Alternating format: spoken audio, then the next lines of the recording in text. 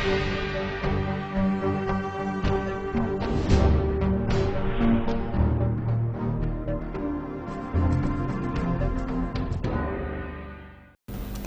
आज के बुलेटिन में आपका स्वागत और आपके साथ मैं आशुतोष। आज शाम जैसे ही मौसम की तेज हवाएं तूफानी हवाओं में तब्दील हो गई तो रीवा वासियों में अफरा तफरी मच गई। पूरे भारत देश, पश्चिम बंगाल और उड़ीसा में कुछ दिन पहले ऐसे ही अम्फान तूफान का कहर देखने को मिला था। इस तेज तूफान के मंजर को देखकर ऐसा लगा जैसे चारों ओर हाहाकार मच गया हो। खबरें आने लगी कि रास्ते में पेड़ गिर गए हैं। इसी बीच शहर से एक और खबर आई कि रीवा के शिल्पी प्लाजा के समीप अम्बेडकर मार्केट के पास टावर के गिरने के चलते एक शख्स देवेंद्र सिंह परिहार, जो अपेक्स बैंक में बैंक मैनेजर थे, उनकी मौत हो गई है, जिनको संजय गांधी अस्पताल ले जाया गया है। इसके अलावा भी चारों ओर से नुकसान की सूचना मिलने लगी, जैसे विंध्य में भी अम्फान की दस्तक हो गई हो। तेज तूफानी हवाओं के बीच बादल में तेज गड़गड़ाहट के साथ मूसलाधार बारिश भी चालू हो गई। पूरे शहर में मानो सन्नाटा सा पसर गया हो। सिवाय तूफान के लोगों की आवाज़ से ज़्यादा बादल की आवाज़ सुनाई पड़ रहे थे। इसके साथ ही मौसम का अचानक करवट बदलना भी कई गंभीर समस्या को जन्म दे रहा था। तूफान की लपटें इतनी तेज थी कि सामान्य सी वस्तु को क्षण भर में उड़ाकर ले जाता तो किसी को पता नहीं चलता। इससे ग्रामीण इलाकों में पेड़ के गिरने की खबरें भी आई हैं। उत्तर प्रदेश की सीमा से लगे चाक घाट के बॉर्डर में आज पुनः प्रवासी श्रमिकों को रोका जा रहा था। चाक घाट में श्रमिकों को रोकने का मकसद यह था कि उत्तर प्रदेश रोडवेज की बस पर्याप्त मात्रा में नहीं थी, इसलिए प्रवासी श्रमिकों को चाक घाट की सीमा में उत्तर प्रदेश पुलिस द्वारा रोका जा रहा था। उत्तर प्रदेश पुलिस द्वारा बस आने पर उतने ही लोगों को उत्तर प्रदेश की सीमा में लिया जाता था जितने लोगों की बस में व्यवस्था होती थी। आज उत्तर प्रदेश की ओर से आने वाले प्रवासी श्रमिकों की भीड़ चाक घाट में फिर से देखी गई। गर्मी के साथ साथ तेज लू भी था और इसके साथ साथ चाक घाट नगर सीमा में एक प्रवासी मजदूर के मौत की खबर भी है। प्रवासी श्रमिक की उम्र 25 से 30 वर्ष के बीच मानी जा रही है। वह पीले रंग का टी शर्ट व जीन्स का पैंट व काले रंग का बैग लिया हुआ था। हालांकि फिलहाल मृतक का शिनाख्त नहीं हो पाया है। चाक घाट थाना पुलिस शव को कब्जे में लेकर पोस्टमार्टम के लिए देवथर रवाना कर दी है। हाँ, देखिए अभी क्या है कि दो तरह के जिनको हम माइग्रेंट लेबर यानी कि अप्रवासी श्रमिकों का मूवमेंट हम कह सकते हैं, दो तरह के मूवमेंट चल रहा है रीवा में। एक वो लोग हैं जो अन्य ज़िलों से आ रहे हैं जिनको कि सीधे यूपी जाना है या यूपी के आगे जाना है, जो ट्रकों में या बसों में या किसी भी अन्य वाहन में जो आ रहे हैं, जो सीधे चाकघाट बॉर्डर पहुँच रहे हैं। और कुछ ऐसे लोग हैं जो मध्य प्रदेश के बॉर्डर ज़िलों पे कहीं कहीं से आए हैं और मध्य प्रदेश सरकार द्वारा उनको वहाँ से जब पूछा जाता है कि आप कहाँ जाना चाहते हैं तो वो लोग रीवा बता देते हैं। अगर उनको यूपी जाना होता है और अगर छत्तीसगढ़ जाना होता है तो भी रीवा बता देते हैं।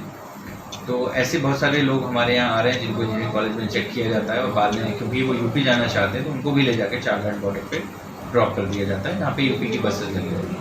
कल की घटना जो ये है वो उसमें ये व्यक्ति कई सारी बसेस वहाँ पे दोनों तरह की गाड़ियाँ बसेस वहाँ पे पहुँच के लाइन लग गई थी चाकघाट बॉर्डर पे, कई सारे लोग उतरे थे और ये व्यक्ति भी संभवतः उन्हीं किसी ग्रुप में था और इसको उतार करके ये उतरा है। उतर करके वहाँ पे कुछ इसकी तबीयत असहज हुई होगी तो ये आगे बढ़ के वहाँ पे टेंट लगा रखे हैं हम लोगों ने सारे प्रवासी श्रमिकों के लिए।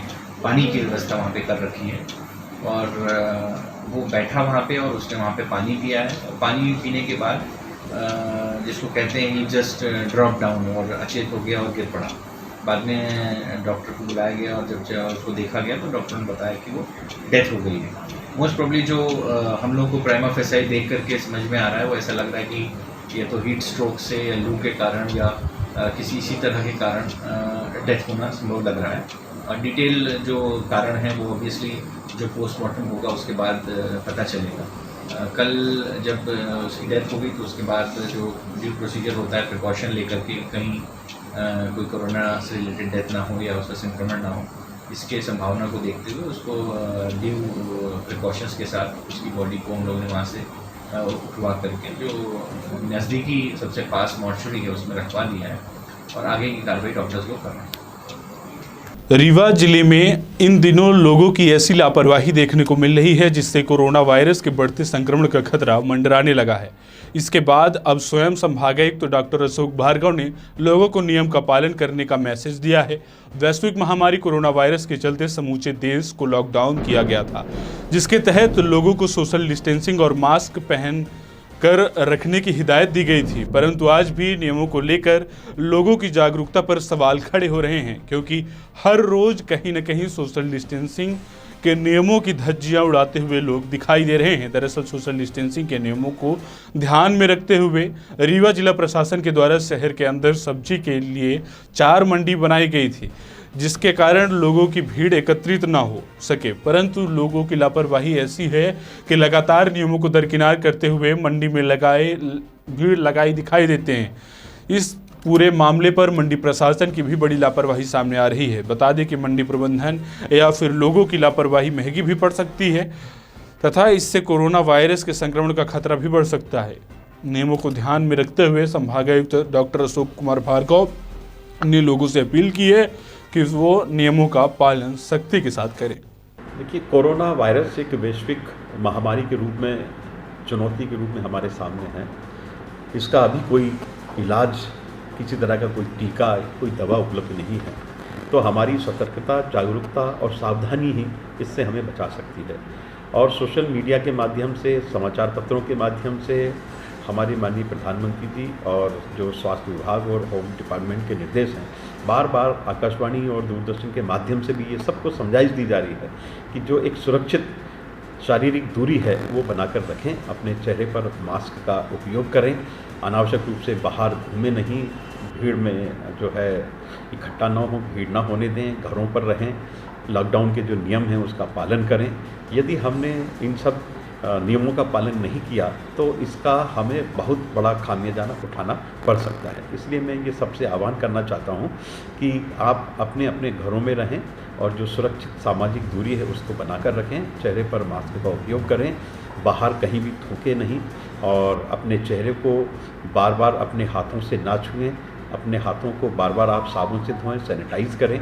और जो हमारे घर में बड़े बुजुर्ग हैं, जो गंभीर रोग से पीड़ित हैं, उन्हें घरों से बाहर ना निकलने दें। जो हमारी गर्भवती माताएं हैं और जो छोटे छोटे 10 उम्र से कम उम्र के बच्चे हैं, उन्हें भी घर में ही रहने की सलाह दी गई है। और इसके साथ साथ आप सब अपने मोबाइल पर जो आरोग्य सेतु ऐप है उसे भी डाउनलोड कर लें, ताकि आपको ये पता चल सके कि आपके आसपास कोई कोरोना वायरस से पीड़ित बीमार व्यक्ति तो नहीं है। रीवा एसपी आविद खान ने एक नए पहल की शुरुआत की।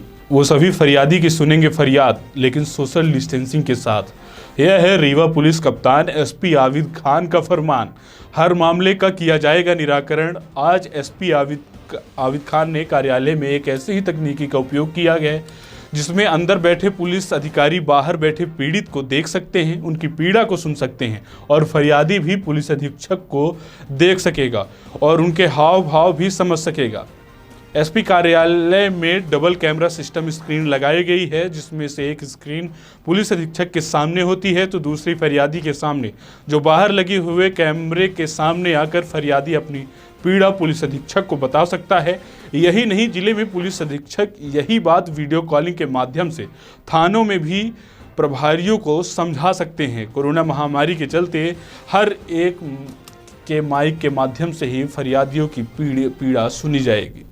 ये जन सुनवाई चालू की जाएगी। देखिए, आपको जैसा मालूम है, बहुत सारे लोग शिकायत करने एसपी ऑफिस में आते हैं और क्योंकि कोरोना का कोप लगातार चल रहा है और रीवा में ग्रामीण क्षेत्रों में बहुत सारे हमारे जो प्रवासी श्रमिक हैं वो आए हैं और वो पॉजिटिव लगातार निकल रहे हैं, जिस कारण से ग्रामीण क्षेत्र के लोगों में कोरोना की संभावना भी बढ़ती है।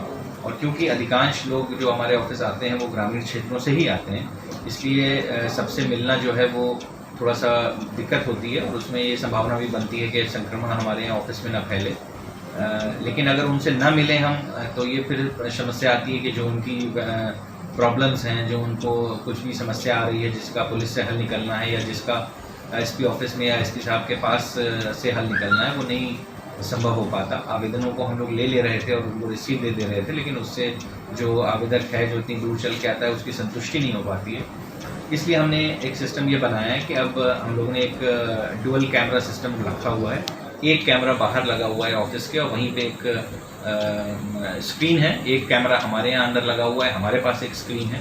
तो जब भी कोई आवेदक या फरियादी आता है हमसे मिलने के लिए तो बाहर वहीं कैमरे के सामने खड़ा हो सकता है और वो हमें देख सकता है और हम यहाँ उसको देख सकते हैं। दोनों तरफ माइक की सुविधा दी गई है तो हम उससे बात कर सकते हैं, वो हमसे बात कर सकता है। तो ऐसे बिना पास में आए दूरी बना करके हम दोनों लोग आपस से बात कर सकते हैं, जिससे उस व्यक्ति को ये हो जाता है कि हमने एसपी साहब को देखा, उनसे बात की और बात करके हम अपनी पूरी बात कह सके और जो भी अपनी परेशानी है वो समझा सके। तो जो आवेदक है उसकी संतुष्टि इस बात से बहुत ज़्यादा हो जाती है अगर वो देख लेता है कि मैं बोल रहा हूँ, बात कर रहा हूँ और वो अपनी बातों को, अपने हाव भाव को, जो भी अपनी चिंता है, अगर कभी कभी लोग अपनी चोटें भी दिखाना चाहते हैं तो वो सब चीज़ें हम लोग इसके माध्यम से देख सकते हैं और साथ में ही संक्रमण मुक्त रह सकते हैं। कोई इस तरह की, क्योंकि अगले 1-1.5 महीने ही पूरा हम लोगों को निरंतर यहाँ पे सुरक्षा बरतनी है, क्योंकि जैसा आप सब जानते हैं बहुत सारा ट्रेंड्स इस तरह का आया है कि अभी जून में, जुलाई में कोरोना में वृद्धि हो सकती है। इस तरह की बातें भी आई हैं कई रिपोर्ट्स में। तो इसी की नज़र से ये पूरी व्यवस्था बनाई गई है। हम लोग एक व्यवस्था और भी बना रहे हैं कि जो लोग यहाँ नहीं आ सकते हैं किन्हीं कारणों से, तो हम थानों पे भी हमने ये सुविधा रखी हुई है कि थानों के माध्यम से भी वेब टेलीकास्ट के ज़रिए या मोबाइल ऐप में किसी इंटरनेट जो ऐप्स बहुत सारे हैं जिनसे आप वीडियो कॉलिंग कर सकते हैं, तो जो शिकायत करता है वो संबंधित थाने जा कर के भी मेरे कार्यालय में वीडियो कॉलिंग के माध्यम से बात कर सकेंगे। वो एक व्यवस्था भी हम लोग अभी शीघ्र चालू करेंगे। तो जब स्टार्ट करेंगे तो हम आप लोग को बताएंगे कि किस तरह से वो क्रियान्वयन होता है। फिलहाल ये हमारे ऑफिस में जो भी आता है उसके लिए ये सिस्टम उन्होंने बनाया। मंडे से हम लोग स्टार्ट करेंगे। रीवा के पड़ोसी जिले सीधी में अपने ही पिता की हत्या के जुर्म में 302 का कैदी रीवा जेल में था, जिसकी आज संजय गांधी अस्पताल में उपचार के दौरान मौत हो गई, जिसको सीधी जिला अस्पताल से रीवा संजय गांधी अस्पताल शिफ्ट किया गया था। घटना की जानकारी बताई जा रही है कि कैदी का नाम लक्ष्मण सिंह गोंड बताया जा रहा है, जो अपने पिता की हत्या की सजा काट रहा था। वहीं पुलिस द्वारा बताया गया कि कैदी काफ़ी दिन से बीमार चल रहा था। वहीं बॉडी को संजय गांधी अस्पताल में पंचनामा कर पोस्टमार्टम के लिए भेज दिया गया है। बीते दिनों जवा तहसील क्षेत्र के एक भ्रष्ट पटवारी ने फ़ोन पर एक किसान से नामांतरण करने के एवज में 6,000 रुपये की रिश्वत की मांग की थी, जिसका ऑडियो सोशल मीडिया में बड़ी तेज़ी से वायरल हो गया था। वहीं पत्रकार द्वारा उस ऑडियो का वायरल करते हुए समाचार पत्रों में खबर लगाई गई और जिले भर में वह खबर सुर्खियों में रही, जिस खबर को लेकर बौखलाए भ्रष्ट पटवारी ने मीडिया कर्मियों को फ़ोन पर गाली गलौज कर जान से मारने की धमकी दे डाली। इस बात की जानकारी अंचलिक पत्रकारों को हुई, जिस पर उन्होंने आक्रोश व्यक्त करते हुए एसडीएम त्योंथर एवं थाना प्रभारी जवा को ज्ञापन सौंपते हुए भ्रष्ट पटवारी पर विभागीय कार्यवाही करने के साथ ही कानूनी कार्यवाही करने की मांग की है। आक्रोशित पत्रकारों ने कहा है कि यदि उक्त मामले में पटवारी पर 1 सप्ताह के भीतर न्यायोचित कार्यवाही नहीं की गई तो निश्चित ही पत्रकारों को अपनी सुरक्षा और आवाज़ को बुलंद करने के लिए सड़कों पर उतरना होगा। पटवारी पदस्थ है राम प्रसाद माझी, उनके द्वारा अपने जवा के पत्रकार को गुलशन यादव जी हैं, उनके साथ अभद्रता की गई है, गाली गलौज देकर धमकी दी जा रही जान से मारने की। तो सर आज आपको आवेदन दिया गया है, तो क्या कार्रवाई कर रहे हैं इस पर? उसका पहले एक सूचना प्राप्त हुई थी कि संबंधित पटवारी ने अवैधानिक रूप से मांग की है और अभी जो धमकी देने की है ये अभी ज्ञात हुआ है कि संबंधित पत्रकार को पटवारी ने धमकी दी है जी। यदि धमकी दी है तो संबंधित थाने में FIR करा सकते हैं। उस थानेदार को मैं कह दूंगा कि जो भी है एज पर रूल जो है कार्रवाई करें। तो सर आप SDM होने के नाते सर प्रशासनिक कार्रवाई आप क्या कर रहे हैं आपके विभाग से संबंधित? उसका जो संबंधित पटवारी है यदि प्रतिवेदन में कह चुका हूँ, अभी भी कहा है, वो जैसे ही आता है उस पटवारी के विरुद्ध में कठोर कार्रवाई करूँ। सर कितने दिन पहले प्रतिवेदन दिए थे? नहीं, प्रतिवेदन तो दो दिन हो गया है। 2 दिन से रिपोर्ट मैंने आई नहीं है, वो एक्चुअली छुट्टी था, तहसीलदार जो है छुट्टी गया था 2 दिन, वो आ चुका है कल और आज मैंने उससे बात की है, तो उसका प्रतिवेदन आके मैं कार्रवाई करता हूँ। ठीक है। तो ये थी रीवा और विंध्य क्षेत्र की कुछ प्रमुख खबरें। ऐसी खबरों के लिए आप निरंतर बनी रहिए विंध्य टाइम्स के साथ। बहुत बहुत धन्यवाद।